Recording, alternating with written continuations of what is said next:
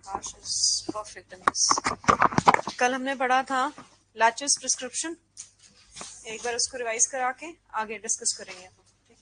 जो हमने doctrine of latches पढ़ा था, प्रिस्क्रिप्शन पढ़ा था या डिले पढ़ा था, वो ये था कि पुराने टाइम पे लिमिटेशन से पहले हम डॉक्ट्रिन ऑफ लैचेस को या डिले को लगाया करते, जहां पे भी कोई डिले हुआ करता on the basis of equity के प्रिंसिपल हम उसको अप्लाई करते, और equity justice in good consign. अब क्योंकि हमारे पास एक स्टैट्यूटरी प्रोविजन है, तो अब हम स्टैट्यूट से गवर्न होते हैं, और वो स्टैट्यूट हमें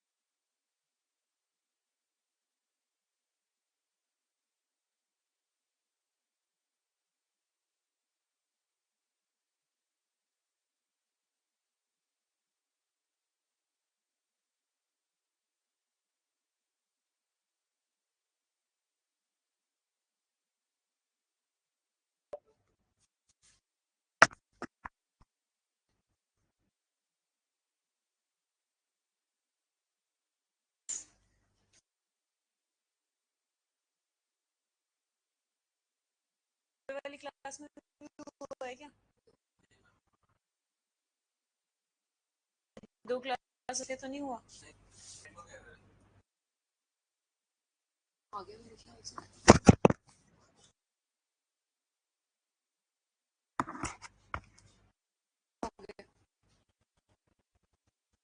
network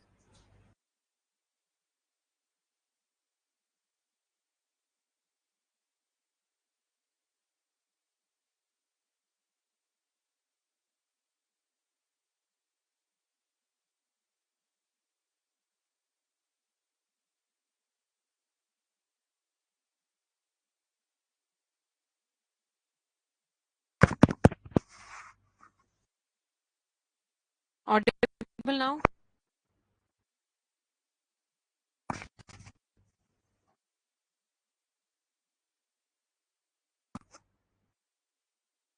And this, that's Judiciary Batch 2025 audible? ठीक, ओके।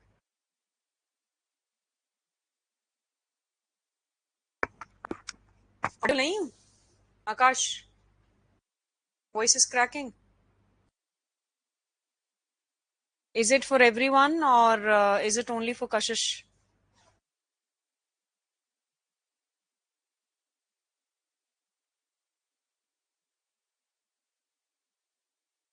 वॉइस ब्रेक हो रही है।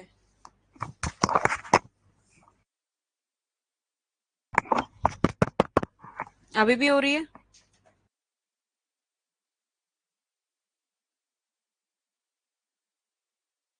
हाँ जी। Is it?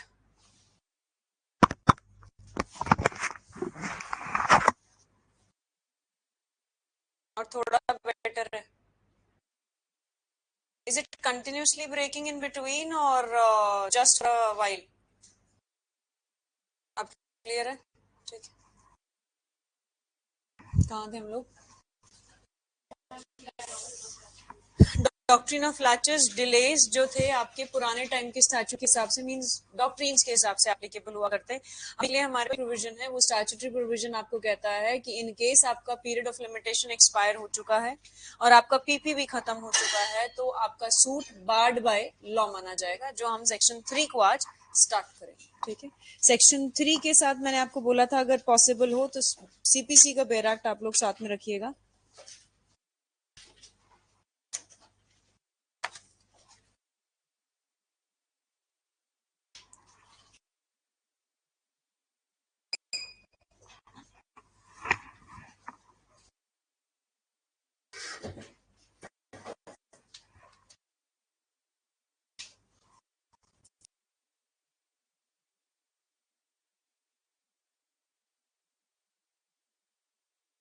सीपीसी रेड इसके अंदर समझना है कि यहाँ आपका कॉज ऑफ एक्शन अराइज हुआ था, ये आपका पीओएल है और ये आपका पीपी है, राइट। सूट है वो इस टाइम तक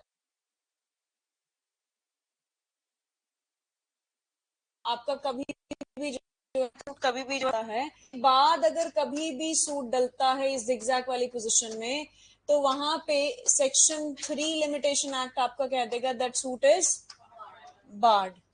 और section 9 CPC is a gateway of CPC. Gateway of CPC means it is the entry for filing of a civil suit. अगर आप सिविल सूट फाइल करना चाहते हो तो लिमिटेशन पीरियड होना चाहिए, बट अगर आपका लिमिटेशन पीरियड नहीं है तो वो कहते हैं if there has been an express or an implied bar within the CPC or outside the CPC, then the suit is not a suit of civil nature and the court shall not try such suits. मतलब the court shall not try such suit which is either expressly or impliedly barred. ये statement ध्यान से सुनना, ये statement section 9 CPC में है। ये दोबारा से बोल रही हूँ, ये कहता है that the court shall not try suit which is either expressly or impliedly barred within the CPC, outside the CPC. This bar of limitation is outside the CPC. CPC के अंदर तो नहीं है ना, CPC के बाहर है। क्या ये एक्सप्रेस बार है? यस, सेक्शन 3 आपका एक्सप्रेस बार कहता है लिमिटेशन एक्ट का।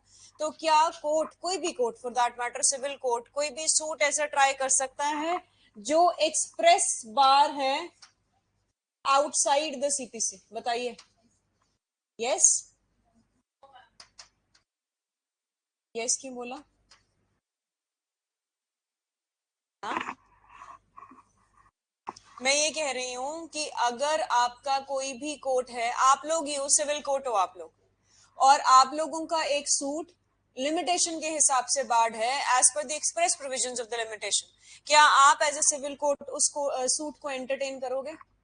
नहीं करोगे ना, सेक्शन 3 उसको बार कर रहा है। So is it a bar which is an express bar outside the CPC? Yes. तो ये एक एग्जाम्पल है इसका सेक्शन 9 के साथ।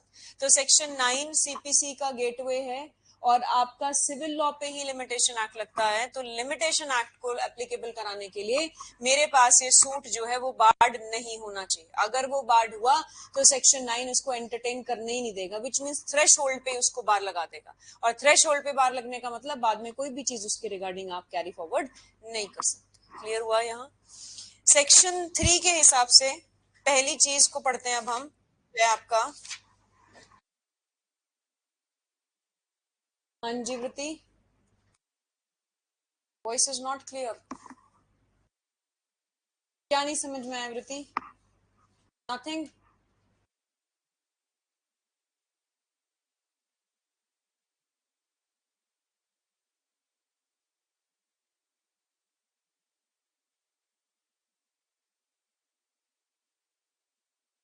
What about others? Is my voice breaking? Judiciary Batch 2025.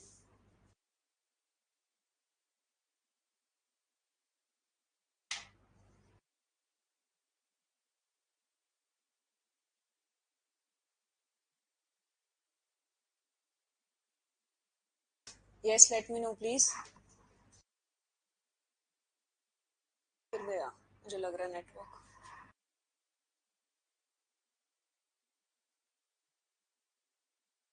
आप बोल के आए थे किसी को?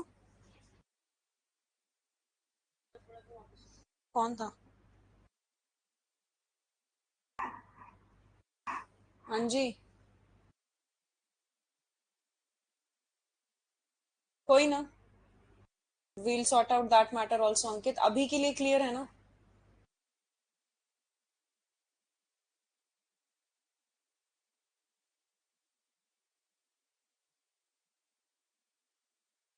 Which means इस वाले बैच में प्रॉब्लम आ रही है। डिस्टर्बेंस इन वॉइस अगेन, बुला के लाओ। हाँ क्लैश हो रहा है यहाँ पे ना। प्रशांक होंगे, मिस्टर प्रशांक, उनको बुला लो। कोई ना, we are trying to solve this issue also.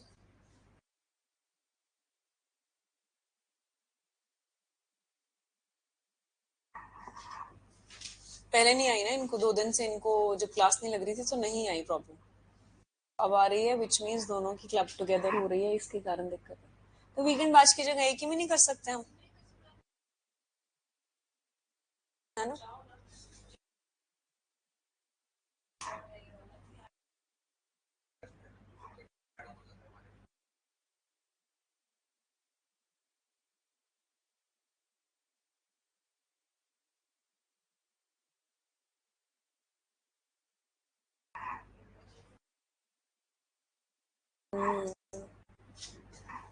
देखते हैं, वेट करते हैं। पहले वाला सिस्टम ज्यादा अच्छा था जहाँ पे सिर्फ टीचर्स के पोर्टल बने हुए, वो इजी था कि आप जिसका भी है वो वहां पे से निकालो और सुन लो। अब बैचेस का अलग अलग पोर्टल ना, हमें भी दिक्कत आती है, समझ ही नहीं आता क्या है।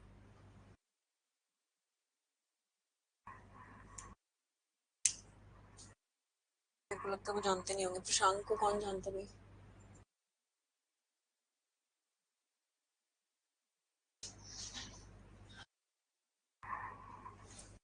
अब जब तक हम बात करेंगे ना तब तक कोई इको नहीं करेगा, कोई डिस्टरबेंस नहीं आएगी। आगे एक इस वाले बैच में इको कर रही है, दूसरे वाले में इको भी नहीं कर रही, डिस्टरबेंस भी नहीं हो रही है। एक बार आप चेक करो प्लीज। इनको जो ये वाला बैच चल रहा है आपका जुडिशरी का, ये वाला ठीक है।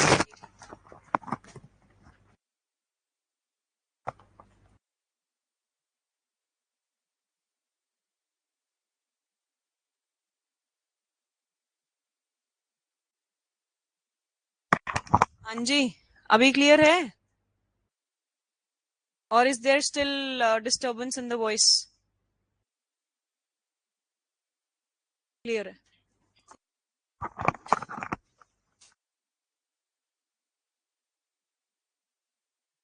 And what about this batch? Am I audible now?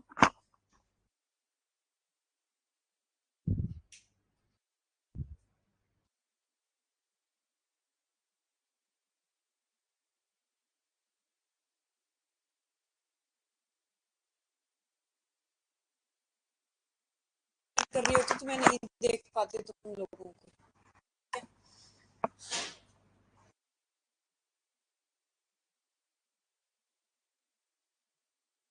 Time क्या है बच्चे क्लास का? इधर आओ आगे, इधर इधर है। क्या टाइम है?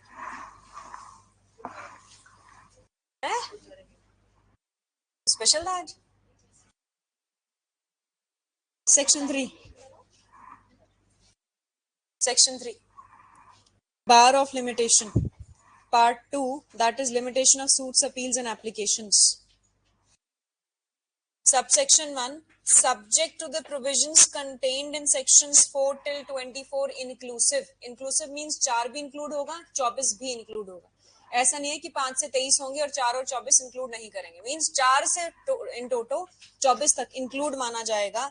एवरी सूट आगे instituted, appeal preferred, application made after the prescribed period, underline after the prescribed period, and it is not the period of limitation, it is the prescribed period, shall be dismissed shall है यहाँ पे, which means it is the mandatory provision, bounden duty of a court है यहाँ पे ये, कि जैसे ही आपको पता चलेगा कि यहाँ पे आपका सूट बार्ड है तो वो आपका सूट को डिसमिस करेंगे। Although limitation has not been set up as a defense. Although वाले चीज को अभी के लिए छोड़ दो, उससे पहले वाले को समझते हैं, ठीक है? और इसको समझने के साथ साथ सीपीसी के कुछ और प्रोविजंस को हमें समझना पड़ेगा।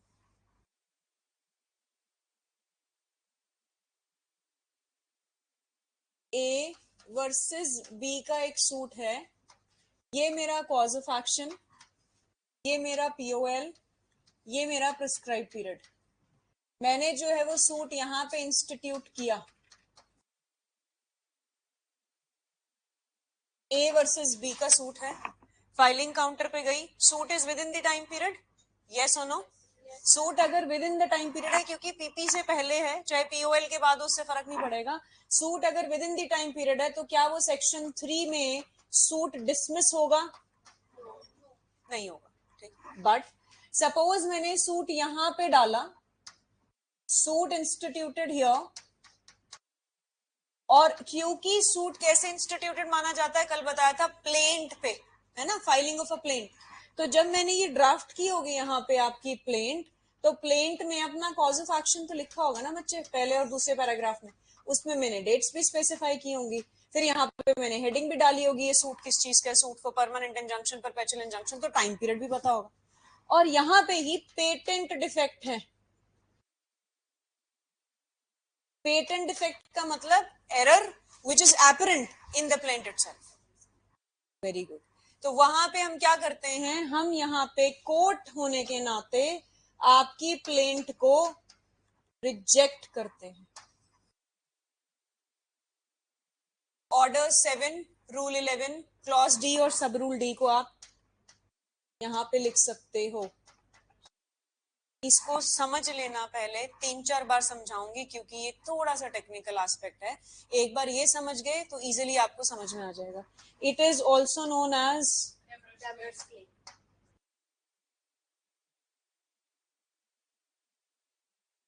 Demerar's claim.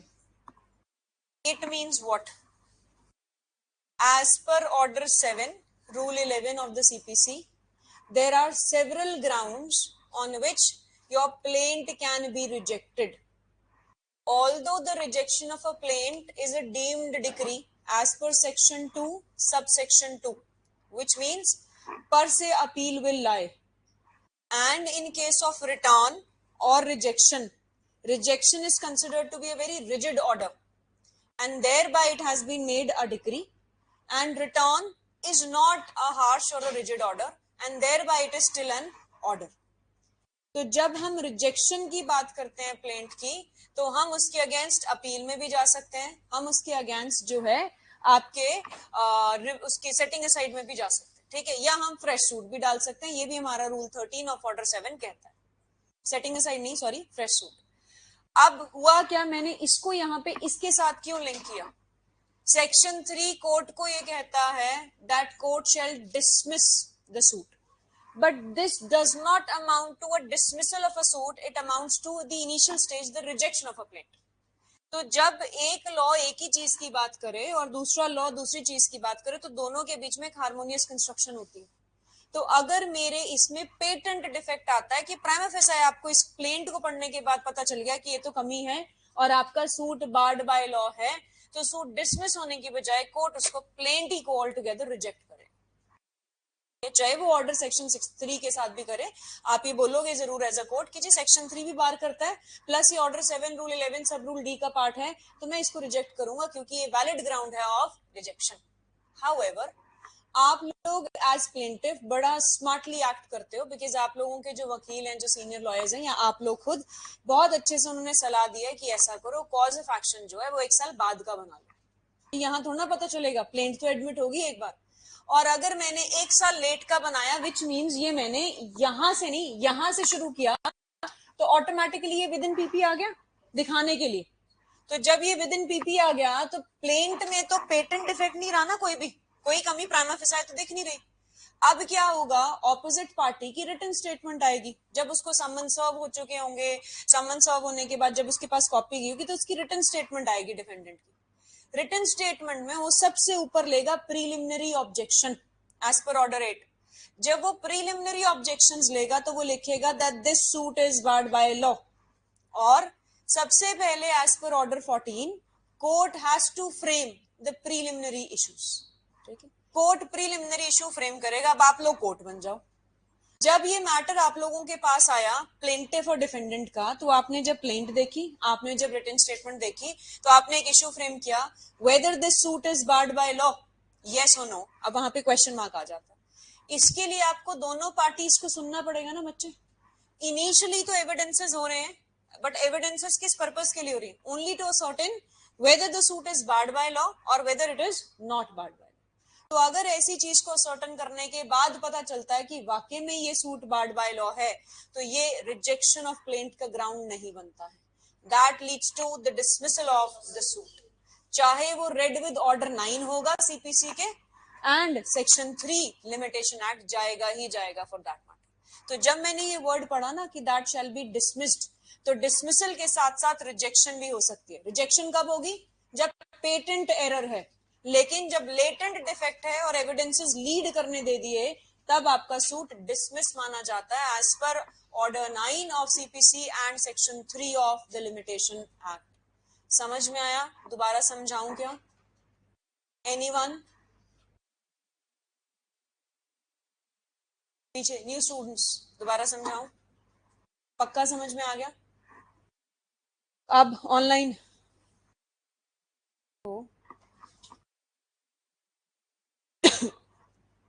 एग्जाम्पल एक्सप्लेन कर दो, कौन सी वृत्ति? हाँ जी ऑनलाइन। व्हाट शुड आई, अच्छा I have to repeat it, ठीक है आई रिपीट।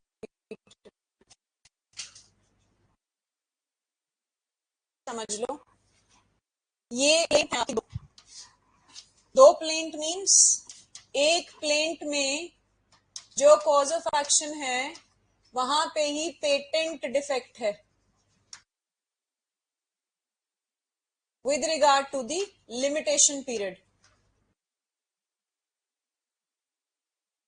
और यहां पे लेटेंट डिफेक्ट है। लेटेंट डिफेक्ट वो डिफेक्ट होता है जो कि हिडन डिफेक्ट होता है, again with regard to the limitation period. ठीक, आपके पास एक प्लेंट आती है as a court, online and offline दोबारा से समझ लो एक बार। जब आपके पास एक प्लेंट आई, आप उस प्लेंट को पढ़ोगे ना जब मार्किंग वुकिंग सब हो जाएगी, प्लेंट को पढ़ा और आपने असर्टन किया कि ये सूट तो बार्ड बाय लॉ है। क्यों बार्ड बाय लॉ है? क्योंकि इसका टाइम पीरियड निकल चुका है, और although the limitation has not been set up as a defence, which means आपने लिमिटेशन को एज अ डिफेंस कॉन्डोनेशन के लिए भी नहीं मांगा। इसमें कोई पैराग्राफ इंक्लूडेड नहीं है जहां पे आपने कॉन्डोनेशन सीख की हो। तो प्राइमा फेसाई आप अपने केस को, जो आपका सूट है, उसको क्या करोगे? अब एज पर सेक्शन 3 अगर मैं बोलूं तो वो कहता है सूट डिसमिस होगा, ठीक है। बट सूट डिसमिस होने के साथ साथ मैंने कल परसों में आपको बताया था कि limitation law is complementary law to CPC. CPC में इसके प्योर स्पेसिफिक प्रोविजन है कि इन केस अगर कोई भी आपकी प्लेंट में कमी दिखती है बार्ड बाय लॉ के कारण, और जो कि पेटेंटली दिखती है, तो court instead of dismissing the suit आपकी प्लेंट को रिजेक्ट करता है, ठीक है। तो जब वो रिजेक्ट करेगा तो उस केसेस में क्या माना जाएगा? That there has been a plaint which has been rejected in that case। और अगर रिजेक्शन हुआ है तो ऑर्डर 7 रूल 11 क्लॉज डी या सब रूल डी के हिसाब से होगा, जिसको हम डेमरर्स क्लेम भी कहते हैं। So barred by law has been categorised into two parts. अब दोबारा सुनो, one is demurrers claim, that is rejection of plaint, and other is leading to the dismissal of the suit. हम इन दोनों को रेड विद सेक्शन 3 पढ़ते ही पढ़ते हैं। क्यों पढ़ते हैं? क्योंकि सेक्शन 3 ये कहता है if it is barred the court shall dismiss the suit, mandatory. But यहां डिसमिसल फर्स्ट में नहीं आता। डिसमिसल जो है यहाँ पे बच्चे, dismissal on the ground of technical fault,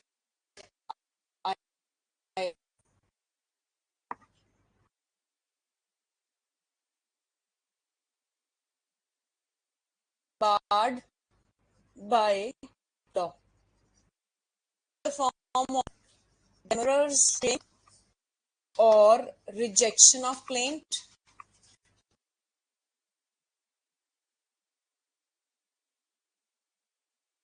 and dismissal of suit. वही है ये।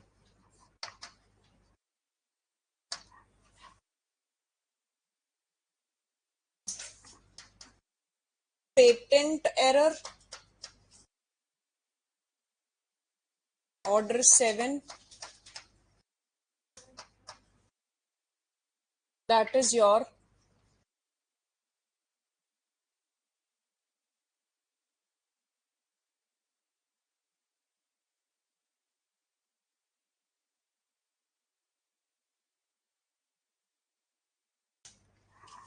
दिख रहा है सबको?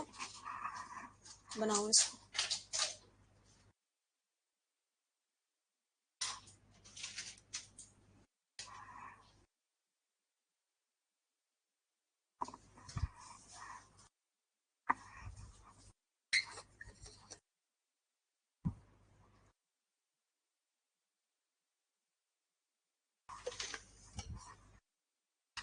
एसीज को 24 के आसपास करके चला दो, सफोकेशन नहीं महसूस हो रही है, चला दो, नीचे है पीछे देखो आपके इधर,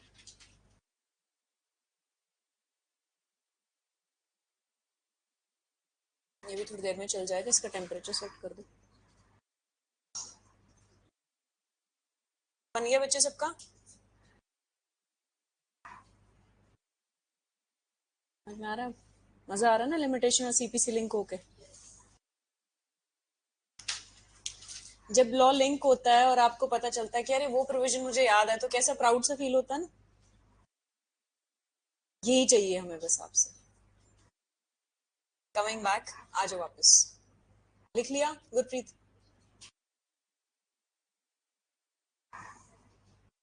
order 9 rule red with section 3, it's in toto order 9 अभी के लिए, कोई स्पेसिफिक सब रूल या रूल नहीं है। अब दोबारा से लास्टली एंड फाइनली समझ लो, आप लोग सिविल कोर्ट हो, आंसर्स देते रहना अब अपने आप। स्पेसिफिकली आई वुड प्रेफर कि न्यू स्टूडेंट्स पार्टिसिपेट करें। आपके पास एक प्लेंट आती है मार्क होके, और जब आप उस प्लेंट को पढ़ते हो तो आपके सामने आपको पता चलता है कि कॉज ऑफ एक्शन तो इसका 31 दिसंबर 2024 को ही खत्म हो गया था, और सूट जो है वो आपके पास 19 फरवरी 2025 को आया है। तो क्या ऐसे केसेस में, क्योंकि आप सिविल कोर्ट भी हो, आपके पास सीपीसी की पावर्स भी कन्फर्ड हैं as per section 3 and order 7 rule 11, better remedy rejection of plaint होगी कि डिसमिसल ऑफ सूट होगा? डिसमिसल जनरली बच्चे अगर प्राइमा फेसाई भी हो तो मैरिट्स पे होता है, मैरिट्स इन द सेंस की सुनवाई होती है। इसमें कोई सुनवाई हुई है? कोई सुनवाई हुई है? तुम्हारे पास प्लेंट आई, प्लेंट को देख के तुम्हें डिफेक्ट पता चल गया जो कि प्राइमा फेसाई था, court is bound that you have to reject the plaint. ठीक है, although it will also come with read with section 3 also, यहाँ पे भी लिख लो, कोई बड़ी बात नहीं है, red with section 3 limitation act. ठीक है, बट सपोज करो तुम्हारे पास एक प्लेंट आई, बट उस प्लेंट में कोई भी एरर नहीं था, रादर उन्होंने बोला कि जो मेरा कॉज ऑफ एक्शन 2021 में शुरू हुआ था 31 दिसंबर को, रादर वो 31 दिसंबर 2025 को शुरू हुआ, नहीं 22 को शुरू हुआ। 22 से शुरू होने का मतलब 25 तक जो है वो चला गया आपका, 26 तक चला गया, which means with in that time period आपका लिमिटेशन पीरियड जो है वो निकल जाएगा। लिमिटेशन पीरियड निकल जाएगा। तो अगर वो लिमिटेशन पीरियड आपका है अभी भी, तो लेटेंट डिफेक्ट है। मैंने प्लेंट में ये लिख दिया जानबूझ के झूठ कि मेरा कॉज ऑफ एक्शन 1 साल बाद शुरू हुआ था, जिसमें मेरे पास पूरा 2025 का टाइम पीरियड है, और आपके पास वो प्लेंट आ रही है फरवरी में, विच मीन्स प्राइमा फेसाई वो बाढ़ नहीं दिख रही आपको। तो ऐसे केसेस में ऑपोजिट पार्टी को सम्मन भेजोगे, कॉपीज भेजोगे, उनकी तरफ से आपकी रिटन स्टेटमेंट आएगी। जब आप लोगों के पास रिटन स्टेटमेंट आ गई, तो रिटन स्टेटमेंट में सबसे पहली ऑब्जेक्शन उन्होंने क्या ले रखी है? That the suit is barred by law. तो जब उसने वो ऑब्जेक्शन ली हुई है बार्ड बाय लॉ, तो आप लोग उसी पर्टिकुलर इशू पे, assertion by one party that the suit is not barred by law, denial by the other party that the suit is barred by law, there you will frame the issues. Issue क्या frame होगा? Whether this suit is barred by law और not, question mark. अब आप दोनों parties को सुनोगे, इसके ऊपर सुनने के बाद डिफेंडेंट ने ये प्रूव कर दिया कि वाकई में इस कोर्ट सॉरी ये जो सूट है वो बार्ड बाय लॉ है, तो कोर्ट क्या करेगा?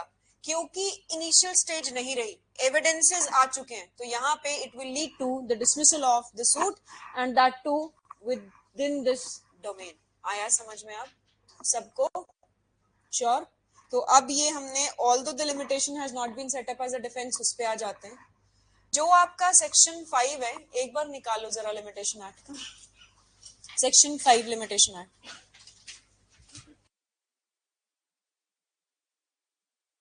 ये कहता है एनी अपील और एप्लीकेशन, लिखा है बच्चे, और इसकी मार्जिनल हेडिंग है extension of prescribed period in certain cases.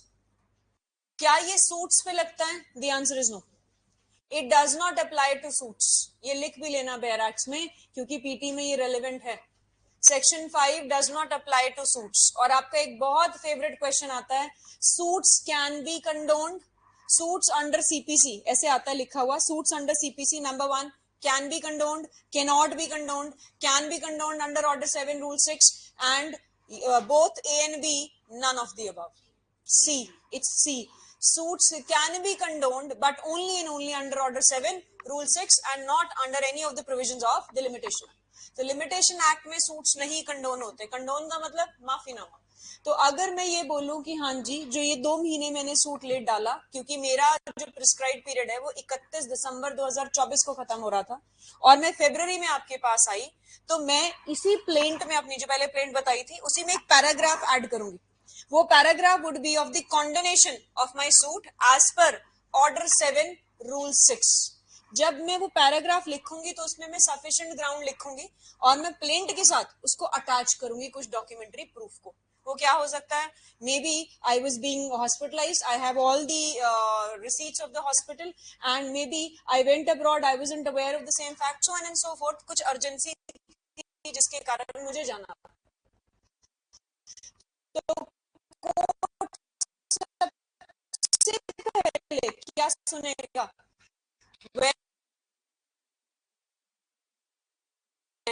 क्योंकि कभी भी एप्लीकेशन सुनी जाती पार्टी सुनी जाती है, तो जब उसके बाद कोर्ट कंडोन. लेकिन आपने वो चीज मांगी ही नहीं तो कोर्ट खुद से स्यूमोटो उस चीज को नहीं देता. That is what it has been written under section 3. अब दोबारा से इसको पढ़ेंगे. हाँ जी, किसी ने हैंड रेस किया था. कोई issue? Online students?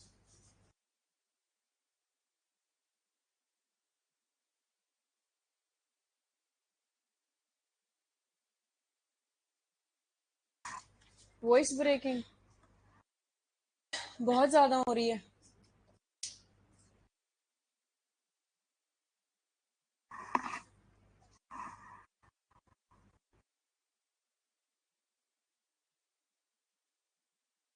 Continuously in between कुछ कुछ टाइम पे होती है, इन बिटवीन हो रही है ना, कोई बात नहीं, थोड़ा सा मैनेज कर लो इस चीज को. अगर कंटिन्यूसली हो रही है तो देखते हैं. बियरेबल है ना, समझ में आ रही है ना बीच बीच में चीजें, क्योंकि I am repeating it at least. अब भी हो रही है. अभी नेटवर्क, वो नेटवर्क छोड़ो, अभी कुछ रेलेवेंट में पढ़ाई नहीं रही. Imagine that I am not teaching.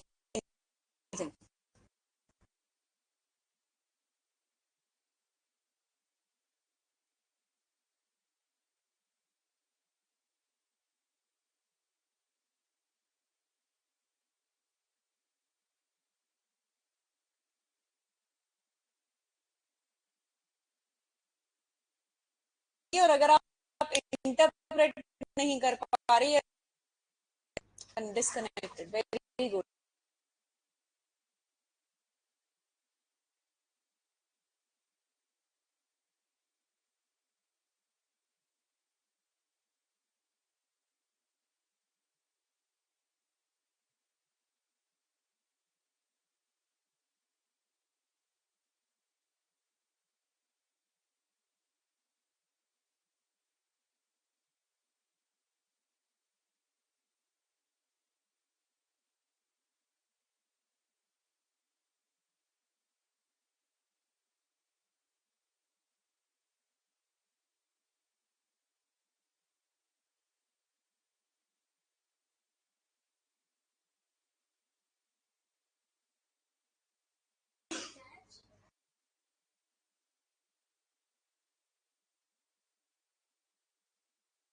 कौन सा मैच देख रहे हैं अमन? तो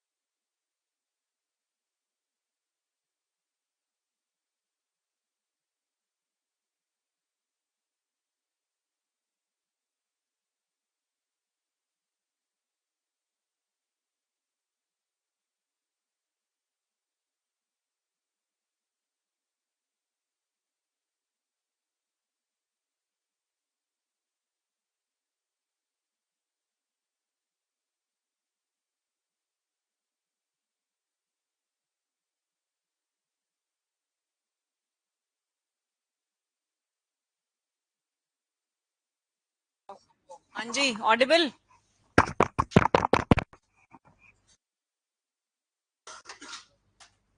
यहाँ चल रहा है, बताओ।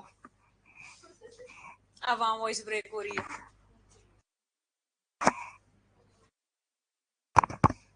वॉइस ब्रेकिंग तो नहीं है? नहीं ना? अब यहाँ पे, हाँ जी भाई, अब ठीक है, ऑल सेट। अरे गुड, चलो ठीक है, लिखो फिर। अभी तो अब मैं लिखनी हूँ।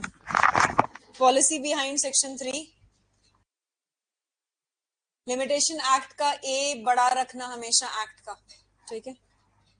The limitation act prescribes the various limitation periods, prescribes the various limitation periods for the filing of a suit,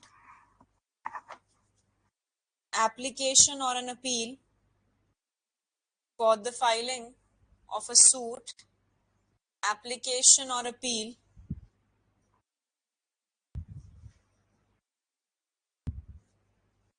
it also provides for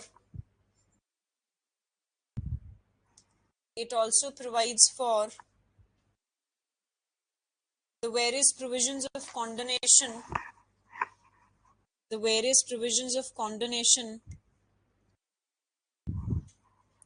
in a reference to the PP,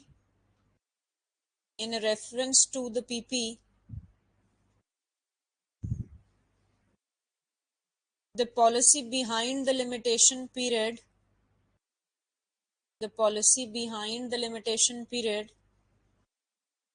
is basically number one,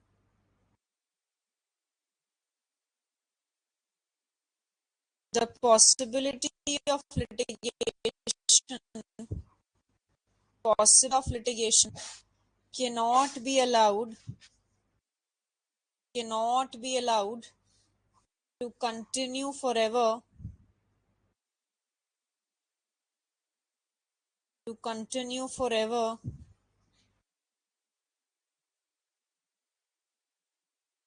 this is in both the individual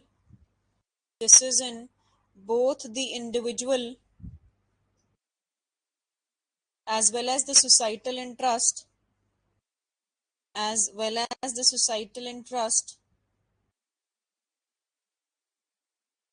it to the societal interest it relates to the societal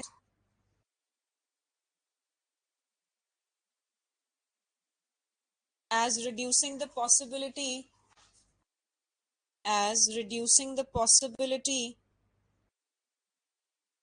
of litigation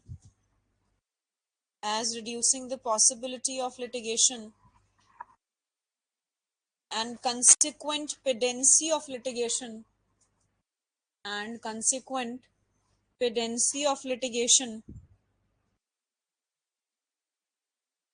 will be in the benefit of the society at large.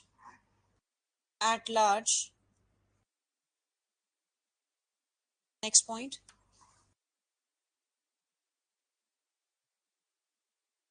Reducing the possibility of litigation and consequent pendency of litigation will be in the benefit of the society at large.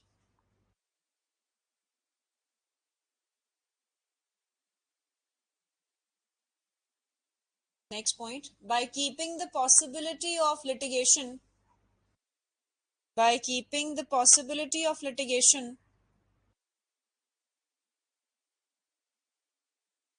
open beyond a particular period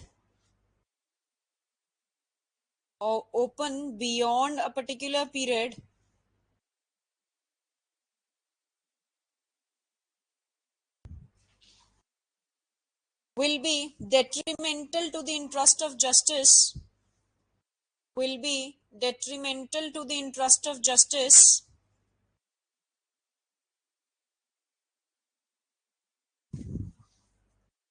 in the proceedings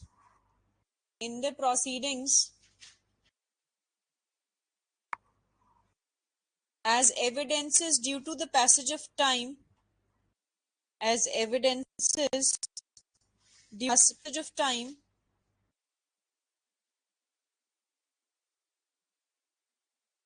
may be lost or may become stale, may be lost or may become stale.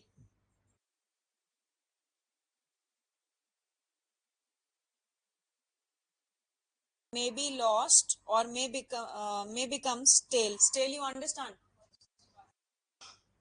Moreover, a long passage of time. Moreover, a long passage of time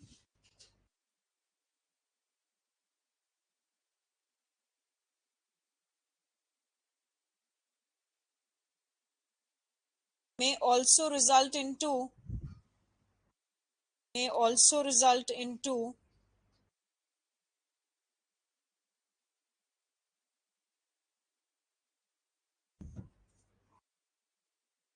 a fabrication and influencing, result into a fabrication or influencing of witnesses and other evidences, of witnesses and another evidences. Third point,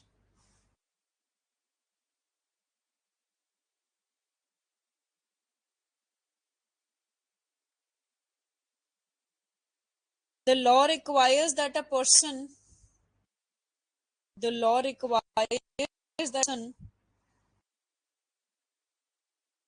whose rights have been violated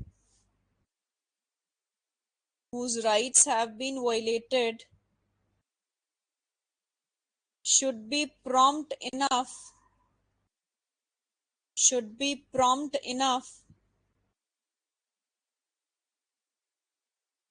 to bring the matter to the court, should be prompt enough to bring the matter to the court. इसमें Maxim's लिखो, एक तो कल वाला ही लिखोगे. विजिलेंटिबस non डॉर्मेंटिबस, विजिलेंटिबस VIGILANTIBUS कल लिखवाया हुआ मैंने. विजिलेंस नॉन डॉर्मेंटिबस DORMENTIBUS jure subvenient SUBVENIENT.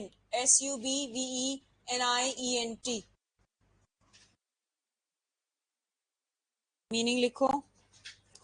law assist only those who are vigilant over their rights,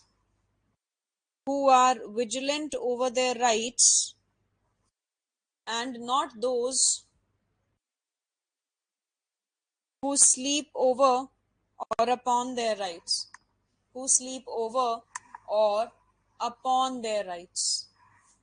Next maxim. Intrust Republicae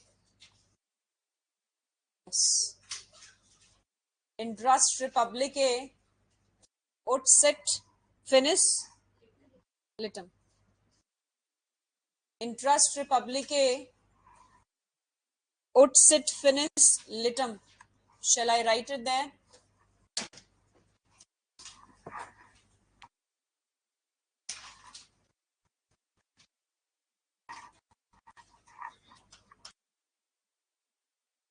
Intrust Republicae ut sit finis.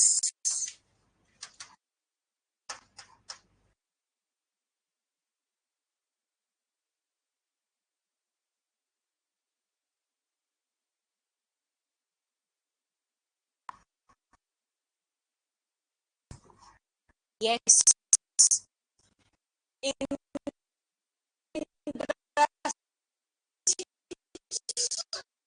Into litigation लिखो. It is in the interest of justice or state, it is state that there should be an end to, that there should be an end, END wala, an end to litigation.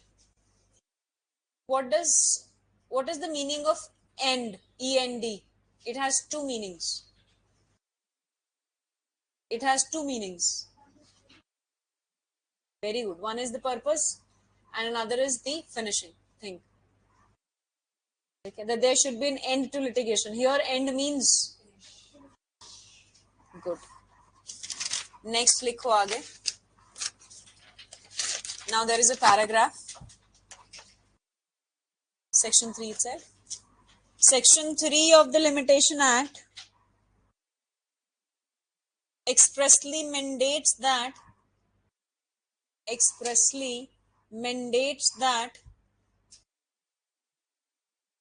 the court shall not try a suit. The court shall not try a suit, appeal or application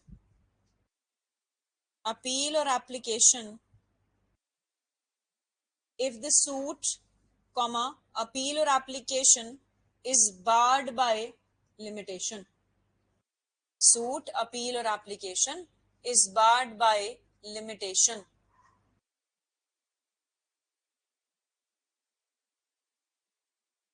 The court can suo motu dismiss the suit. The court can suo motu dismiss the suit, or it may do so upon an application of the party concerned. Upon an application of the party concerned.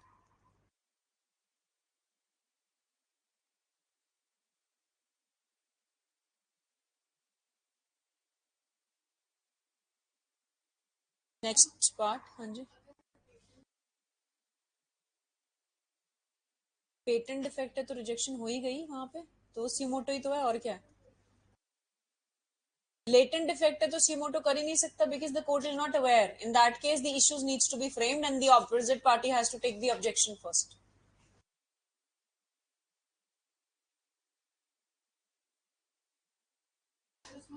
बच्चे dismissal पहली चीज पे कभी नहीं होता. अब देखो, एक पार्टी तो हमेशा ये बोलेगी ना कि हाँ जी ये सूट बार्ड बाय लॉ है, तो ये तो कोर्ट को डिसाइड करना है.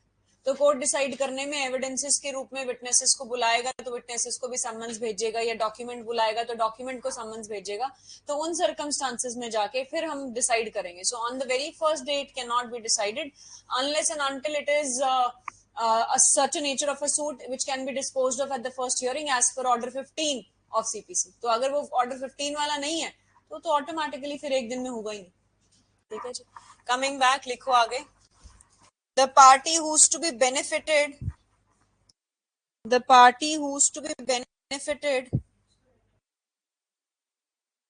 paragraph. The party who is to be benefited by the bar of limitation, that is the defendant or the respondent,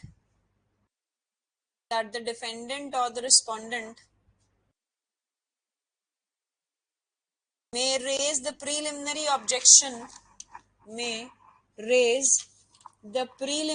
objection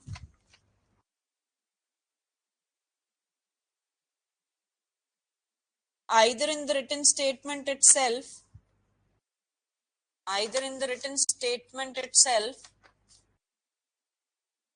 or subsequently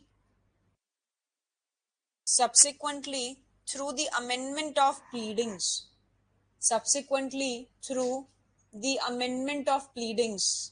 Brackets में लिखो order 6 rule 17. Can your pleadings be amended at any stage of the suit before the pronouncement of the judgment? So can you amend your written statement also at a later stage and raise the preliminary objection? Yes. कहाँ लिखे कि preliminary objection has to be raised at the earliest possible? That's a general rule. However, it has not been clearly stated. So Order 6 Rule 17 एक ऐसा provision है CPC में जहां पे आपकी प्लीडिंग्स मींस आपकी प्लेंट और रिटन स्टेटमेंट कभी भी अमेंड की जा सकती है before the pronouncement of the judgement. However, उसके लिए जब आप एप्लीकेशन लगाओगे ऑर्डर 6 रूल 17 की, तो सबसे पहले कोर्ट असर्टन करेगा कि ये एप्लीकेशन अलाउ करूं या ना करूं. अगर अलाउड है, it stands amended from the very first day, means back date पे वो रिलेट होती है.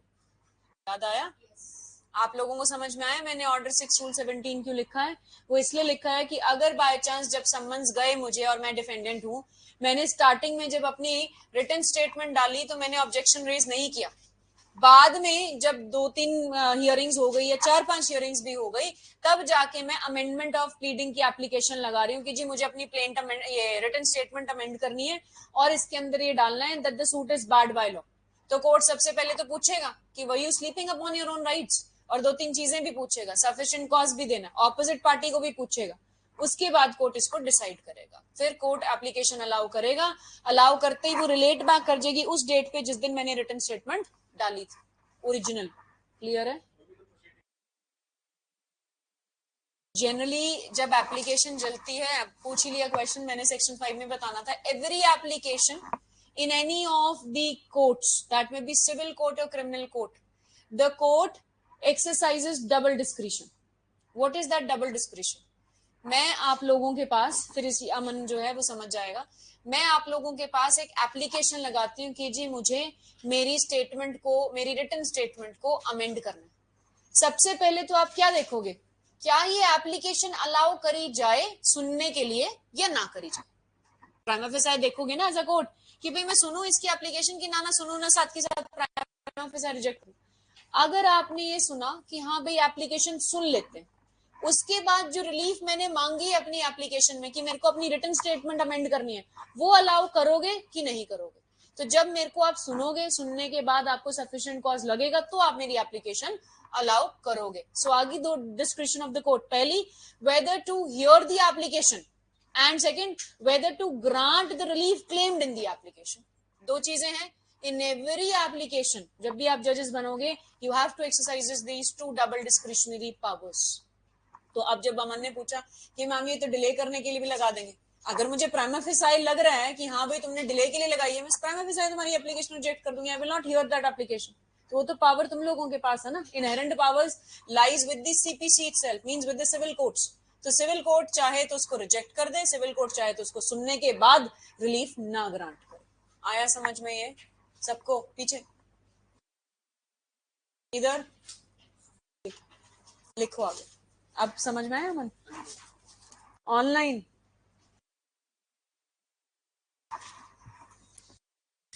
आगे लिखो. Since the objection has been raised, continuing ही है ये, since the objection has been raised by the defendant or the respondent, by the defendant or the respondent,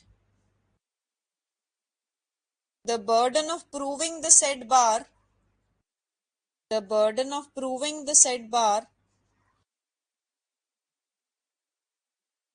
would lie upon the defendant, would lie upon the defendant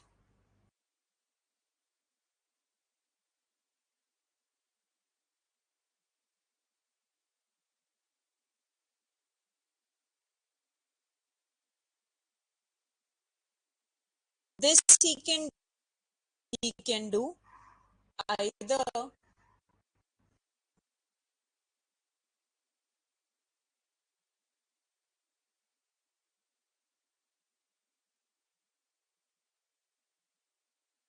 proving evidence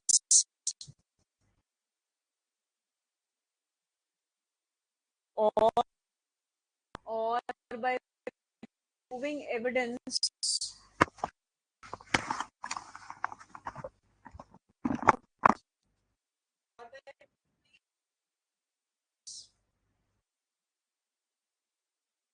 the lapse of the prescribed period, to prove the lapse of the prescribed period. Once he has proved so, once he has proved so,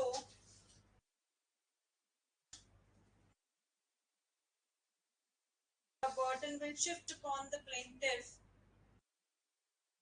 The burden will shift upon the plaintiff.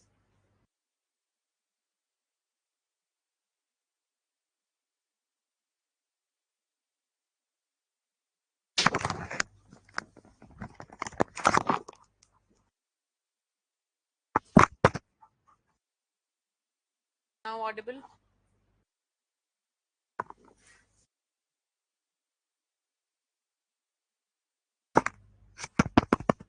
Audible? कहाँ से miss हुई dictation?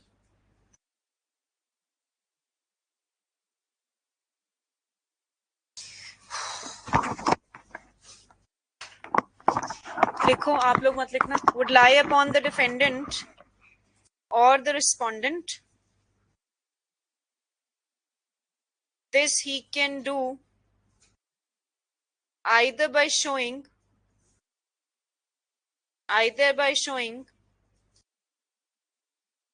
on the face of the plaint or by proving evidence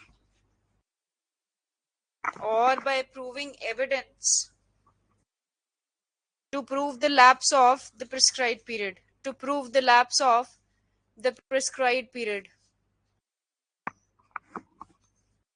Once he has proved so,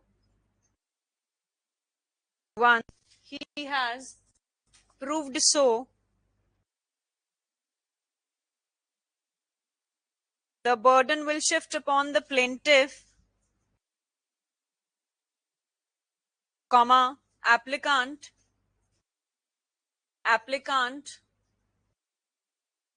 or the appellant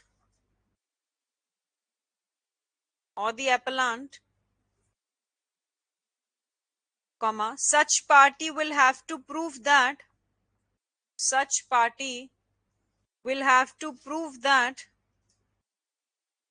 he has the benefit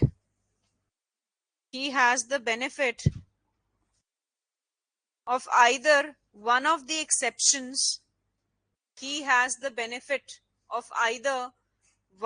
exceptions.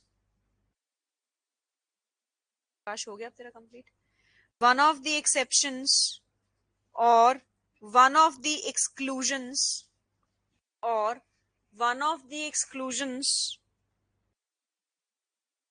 under the Limitation Act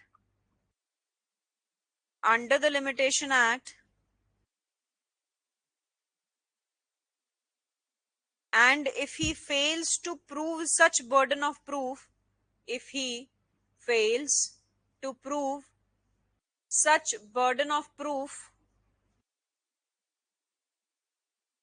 then either the plaint will be rejected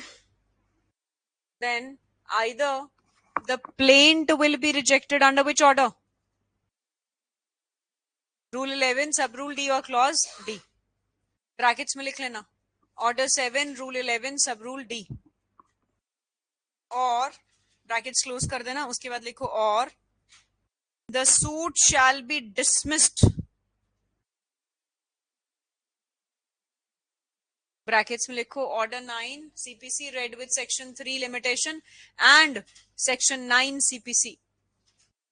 Order 9 CPC, Section 9 CPC and Section 3 Limitation Act. Next para. Section 9 of the CPC. क्या छूट गया? हो गया? Section 9 of the CPC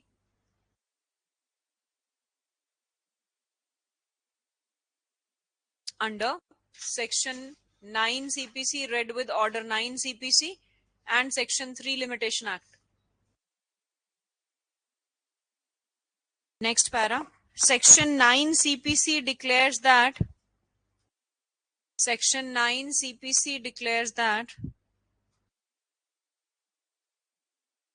a civil court shall have a jurisdiction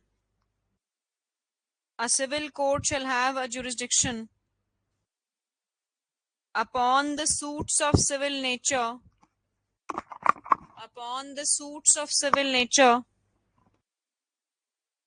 unless it is expressly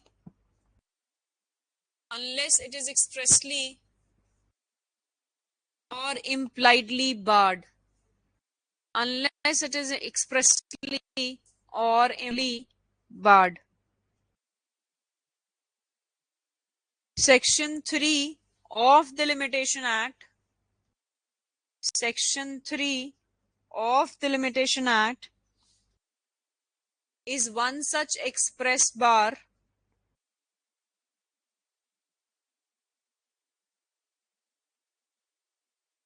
and if the bar of limitation is proved and if the bar of limitation is proved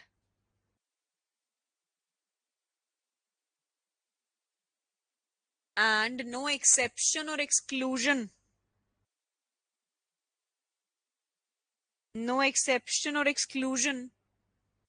is proved then the suit shall be dismissed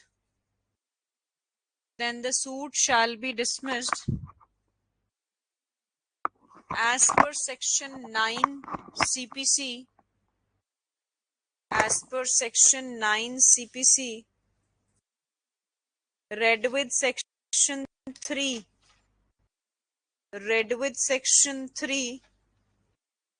of the Limitation Act full stop. Hence the suit will not be maintainable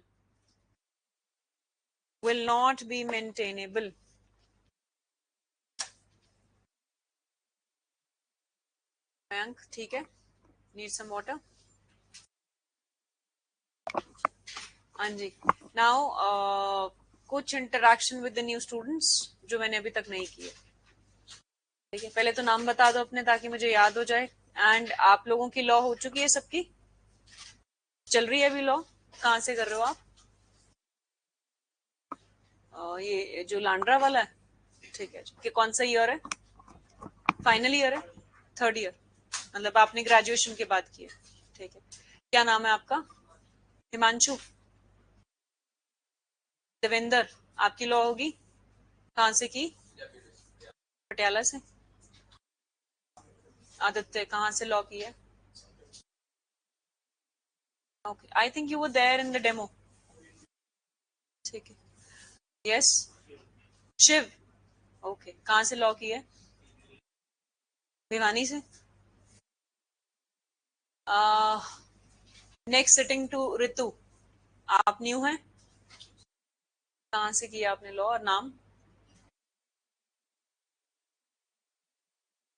5th same के exam हुए. Okay. हैं? कहाँ से कर रहे हो? हाँ, ये रह गया. देखो सिरसावा. सुना है कहाँ पता नहीं है. हाँ. हाँ जी.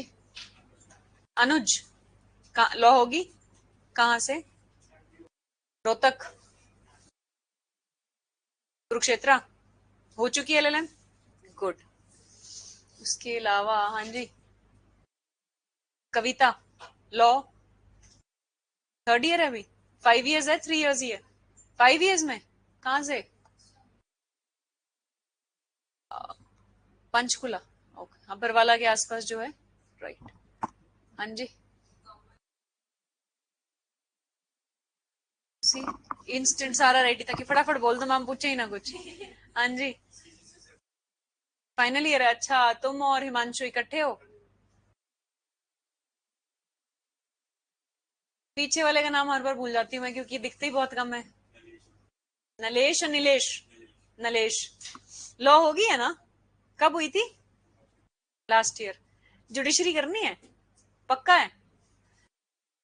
हाँ भाई दीपांशु, तेरे को करनी है. तेरे साथ के सारे दिग्गज कहाँ चले गए जो एविडेंस में आए थे? वो गुरलीन हरी थे क्या थे? कहाँ है वो? बात नहीं होती.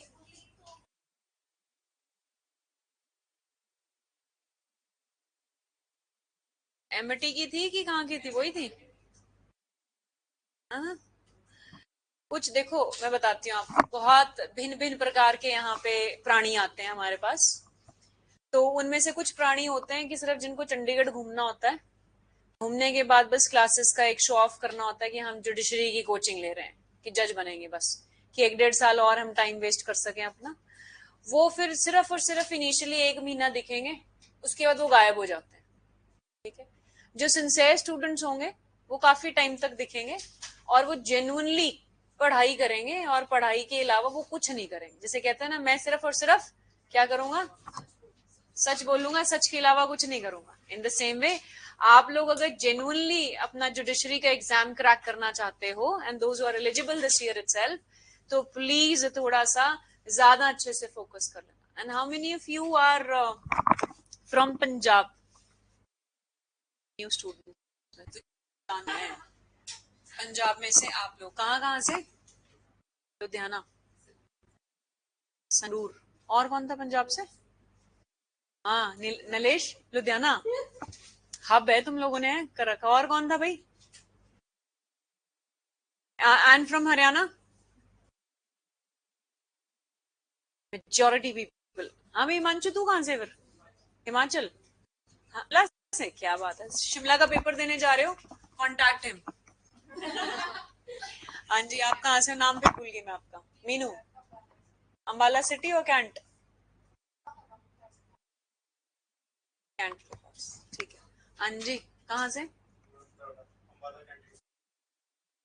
हाँ, आजकल अंबाला वाले ज्यादा नहीं आ रहे हैं। हाँ जी, जी हरियाणा में पता है जी, जींद कहाँ पे है। I am also from Haryana. हाँ जी, कैथल, द वन शिव, कविता, पंचकुला, नियर बाय। पूछ, शिव चरखी दादरी न्यूज में क्यों था?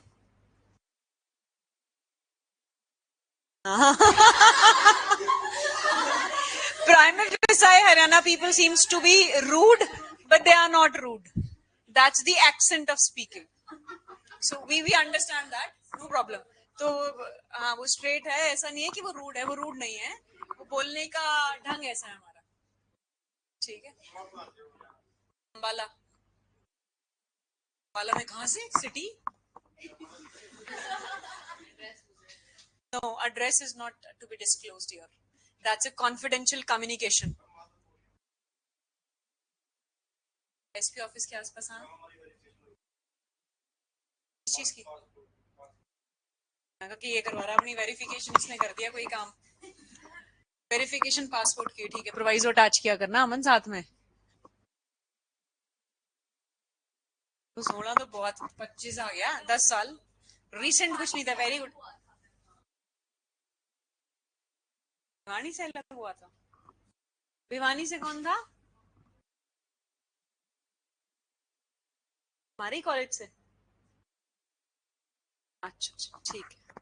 चलो, मैं कोशिश करूंगी कि जल्दी से जल्दी मुझे नाम याद हो आप लोगों के, ताकि मैं पिन पॉइंटिंग करके आप लोगों से पूछ सकूं। अब मुझे एक चीज और बता दो, थोड़े दिन ही पूछती, मैं ज्यादा दिन नहीं पूछती। उसके बाद तो फिर बच्चे ही मुझसे पूछने बहुत कुछ लग जाते हैं और सुनाने लगते हैं। समझ में आ रहा है? सुना ही रहते, कल याद है वो मयंक मुकुल ने क्या सुनाया था मुझे? सीपीसी की क्लास में ही था ना, कि मैं बहुत डराती हूँ आप लोगों को, और क्या करती हूँ, केस भी फाइल करती हूँ मैं आप लोगों के ऊपर। और क्या था? I I'm dominating, है ना? That's because there is a relationship of a teacher and a student, so I will always be dominating. So उसको तो do not take it for granted for sure, because if you will take it for granted तो दिक्कत आएगी। Another thing is कि अगर कुछ भी समझ में ना आए तो प्लीज मत करना, इसमें मैं नहीं रोकूंगी आपको। If you want to ask me 10 times, I'll repeat unless and until it is getting on my nerves and it becomes irrelevant to explain. फिर नहीं मैं समझाऊंगी, फिर मैं एक बार में भी बंद हो सकती हूँ। अदरवाइज आप 10 बार पूछोगे, मैं 10 बार समझाऊंगी आप लोगों को। ठीक है। We'll stop here today and we'll continue tomorrow. Last point हो गया था कि नहीं आकाश? और अपने अपने बैरक्स लेके आया करो प्लीज। रेंट एक्ट की भी क्लास है, तो रेंट एक्ट की क्लास में बेयर एक्ट होना चाहिए आज आपके पास। और आप लोग लगाओगे वो class. Those who have not attended earlier or those whom I am pressuring that you have to be here.